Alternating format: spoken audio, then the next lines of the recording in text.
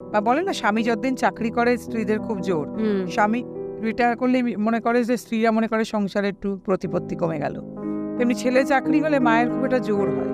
তা মা কি ভাবতে শুরু করেন যে যা বউ এসে গেছে মানে আমার হাতে আর টাকাটা আসবে না। হতে পারে এটা, আমি এটা খুব মানে জোর দিয়ে বলবো না, কিন্তু কোথাও একটা হয়তো এই কারণে না, অনেক কিছু হবে সেইখানে, সবকিছুর ক্ষেত্রেই কিন্তু আমরা দেখেছি এটা মেয়েরাই, মানে যত ঝামেলা হ্যাঁ করুক, এর মধ্যে বাবা ছেলের মধ্যে কি একদিন ঝামেলা হলো, পরের দিন থেকে আবার যে যার মতো হয়ে যায়। এই মানিয়ে নেওয়া বিষয়টা, মানে এই বিষয়টা- রান্নাঘরের ব্যাপারটাও তাই, তাই কারণ শাশুড়ির হাতে রান্নাঘরটা থাকে এবং শাশুড়ি ইনসিকিউর ফিল করেন, কারণ এমনিতেই তো বলা হয় যে হৃদয়ে প্রবেশের একটা বড় রাস্তা পেটের ভেতর দিয়ে। একদমই এবার শাশুড়ি ভাবছেন আমি তো এতদিন রান্না বান্না করে ছেলে আমি সবাইকে সন্তুষ্ট রেখেছি, দৈবাত কোনো বউ যদি আসেন যিনি ভালো রান্না টান্না করতে পারেন, আগে তো এরকম অনেক মেয়েরাই ছিলেন যারা বিয়ের সময় রান্না বান্না করতে পারতেন, জানতেন, অনেক কিছু শিখিয়ে পড়িয়ে পাঠানো, তো ভাবতেন হয়তো এখন রান্না না জানাটা ফ্যাশন। এটা তো ফ্যাশন, এটা একটা স্টাইল স্টেটমেন্ট। আমার মেয়ে এটা অনেক দিন ধরেই হয়েছে, এটা আজকে বললে হবে না।